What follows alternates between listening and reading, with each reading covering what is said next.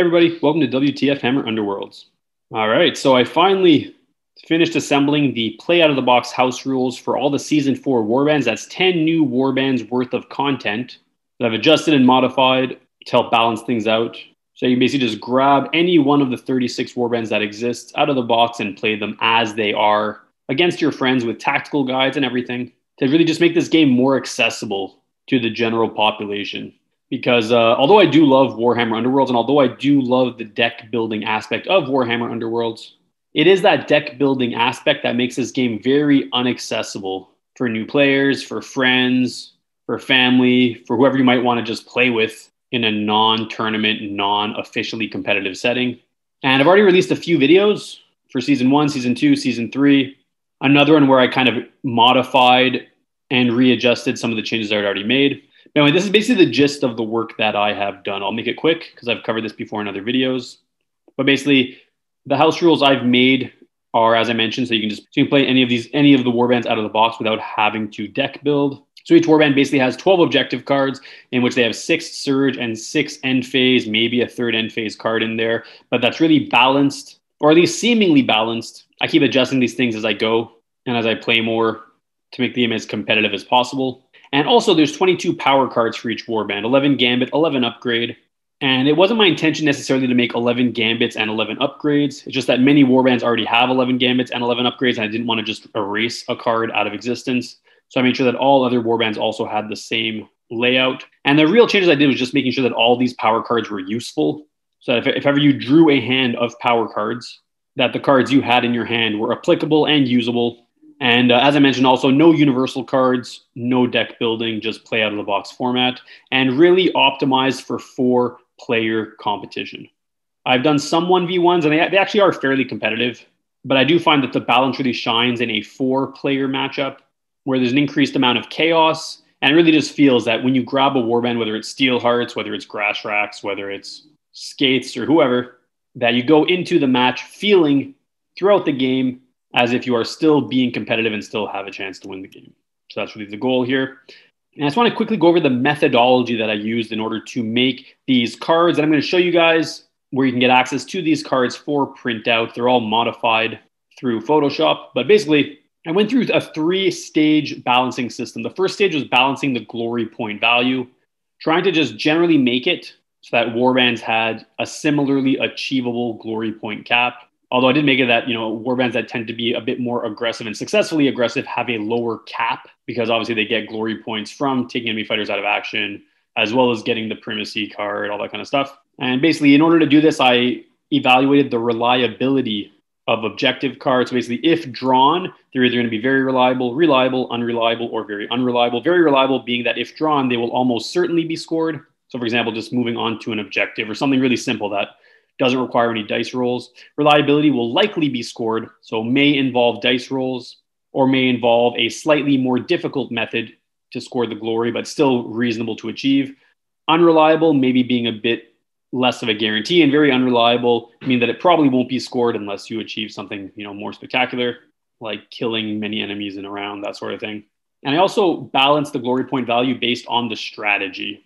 So different warbands have different strategies. I basically determined that there's roughly 5 strategies that objective cards have in general in Warhammer Underworlds. There's the aggression strategy that involves anything revolving around making attacks, causing damage, enemy fighter death.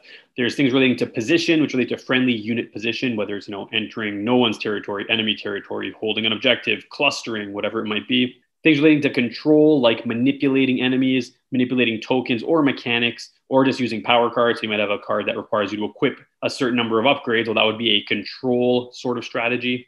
Defense related to unit or territory defense, as well as rejuvenation, like healing. And magic, anything involving casting spells. So obviously some warbands are more dominant in some areas than others. Anyway, that basically summarized my first round of review for the cards that existed, as well as for the new cards that I made. The second stage was really just making all the power cards useful, whether it's removing restrictions. So for example, in Season 1 and 2 especially, there were many power cards that were restricted to units that just often would die. So no one would ever put those into their decks if they were deck building. So in a lot of cases, I removed restrictions or just modified things so that if ever you drew a hand of power cards, it is very likely that those power cards will be useful and they're not just going to stay in your hand and eventually be discarded. So that was really the second stage. After I went through all of the objective card modifications, I did this power card modification. And then I just kind of reviewed it.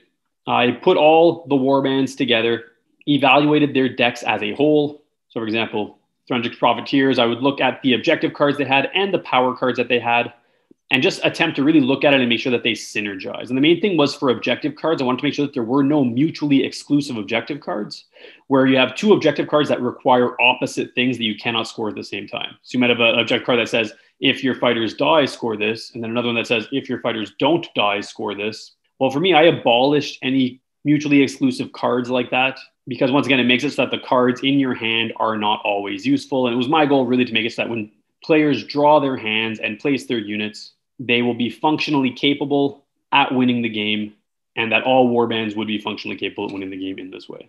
So what I want to do now is just quickly show you the link that I'll be posting in the description, which will give you full access to all of the errata and new faction-specific cards that I am making available for print. So you guys can just kind of cut these things out, put them into sleeves, or double-side print them, laminate them, however it is you want to do it. Here is the website right now. And it's really nothing complicated. It's just a Google Drive that I put together where I put up all of this content. And you'll see that there's 4 folders with the printable content. So I'll just kind of jump to one of those really quick. So Season 1 printable, you have the first batch of custom cards opposite their backs. Like I said, you could print them double-sided and laminate them if you want, or you can just print out the face side, cut them out and put them into a sleeve of an existing Warhammer Underworlds card. And then after I revisited it in my stage 2, I made a part 2. And then in my stage 3, I made a part 3. So in any situation in which I've errated a card, for example, in part 1, that reappears in part 3, just take the part 3 version and disregard the part 1. And I have a summary paper here, which I'll just open up for you really quick. We can see all the changes that I made for any given warband. So for Steelheart Champions, you can see there's some fighter card errata, some objective card errata, some power card errata. The yellow are sort of the revisits that took place in the second stage, and the green, the revisits that took place in the third phase of overview. There's also a few new objective cards that they have that 12 objective, 11 gambit, 11 upgrade layout. And I have this for every warband. So this is all the Season 1 stuff. As you can see, I'm not going to scroll all the way down because I've talked about this in other videos.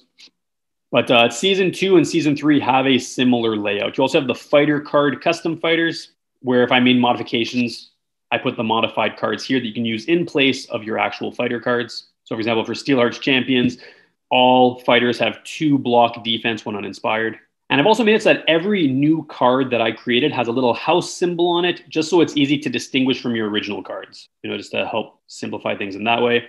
And the last thing I have for each section are these warband info guides, which you could print double-sided, and which basically just provides some lore on the front.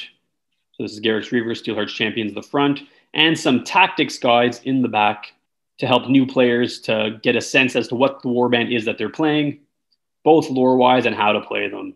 So you have the board and unit placement. So you have board choice, token placement, unit placement. And then you have the general strategy, which relates around the strategy of the objective cards. So these are the aggression type of moves that you want to make, the position types of move, the control types of moves, and a general grid to get a sense as to how these guys play. So you can see that Garrick's Reavers, for example, are highly aggressive, slightly positional, a little bit control, no defense, no magic as far as their objective cards are concerned. Even have a little quip here so that new players can just kind of read and get a sense very generally as to what this warband does and decide if they want to play them. Okay, so Season 1 looks like this. Season 2 is the same. Season 3 is the same. Season 4 is a little bit more streamlined because I'd already done that phase 1, 2, and 3 overview in Seasons 1, 2, and 3, whereas Season 4, I already had the methodology completely in mind. So I so far only have one version released. I have all the custom cards, which you can download, the custom fighter cards, and then this similarly is a summary table and warband info. Main thing to note though about the summary table and warband info is that Games Workshop has not released all of their images yet. They just never update their website. Last time I did it was when Miari's Purifiers and the Dread Pageant were released back in December 2020. I don't know who they hired to do that job, but he really sucks at it. So if you scroll down, you'll see that I made the guides for Khagris Ravagers, Starblood Stalkers, all that sort of thing. But Games Workshop hasn't officially released the nice images of the fighters, the nice warband symbol. Obviously, I haven't modified the color scheme with regard to what the color seems supposed to be for those warbands. So as it stands, these are kind of rough drafts that you can print out or not print out, but I basically just put them there because all the actual information you need is included on these tactics guides. Just aesthetically, they're not very pleasing because I have not modified the images because I'm waiting on Games Workshop to update their website. So if anybody knows anybody from Games Workshop or knows who is involved in making of that website, please chew them out because it's ridiculous that it takes 6 months for them to update a website for a game that releases product very steadily and has charged us about $400 in that 6 months period. So hopefully they get on top of that quickly, release these updated images so I can finalize this, and then it'll be all pretty for all you guys. And that basically does it for the printable stuff. So all the printable stuff, I tried to make nice with Photoshop. I don't have the best skills. It's definitely very functional. And also to make it a little bit more easy access for people who just want to see what kind of changes I've done to the warbands without reading through a document. I basically assembled all of the warbands individually into PDF files. So you can see all the fighter cards, all the objective cards, all the power cards of the warbands, what they would look like after the modifications. You can see here, for example, Miari, Bahanar are unchanged, whereas Aelin and Snela are changed. You kind of see what the whole fighter card looks like. Objective cards similar. The ones without house symbols are just the originals that I didn't feel the need to change, and the house symbols are the ones that I did make changes to. I purposely made it so that the original cards are blurred because I did not put them out there to print because I don't want to violate any kind of copyright infringement from Games Workshop. The only ones that are better quality meant for printing are the ones with the house symbol. I basically just put it here so it'd be an easy reference for you. So if you want to see exactly what any warband is capable of fully, you can go through these guides, see if you like my work. Also critique my work if you have any ideas. I've been playing this game quite a bit for players, and I very regularly bounce back after playing games and make modifications, which is why you have those modifications on seasons 1, 2, and 3. So most likely I'm going to be making modifications again as I continue to play and see holes in the game of some of these warbands, or if they end up being too overpowered. So if you guys are playing and you have specific suggestions as to what you recommend I do in order to make things more balanced, please just put it in the comments and I will overview it and possibly make those changes as well, updating the content on this Google Drive. And I think that pretty much does it for this video. So you have all the season 4 content available for you, all play out of the box. That's 36 warbands play out of the box. Makes this game very versatile, very fun, very easy to pick up. No game will ever look the same between the dice rolls and the fact that there's so many warbands that people aren't always choosing the same warbands. And each warband does play very thematically and stylistically to their lore. I made special efforts to maintain that, but just make them more functional. And that's pretty much it. So I hope you guys enjoyed this video. If you have any thoughts or suggestions, as I mentioned, just comment below. And I hope you all have a nice day.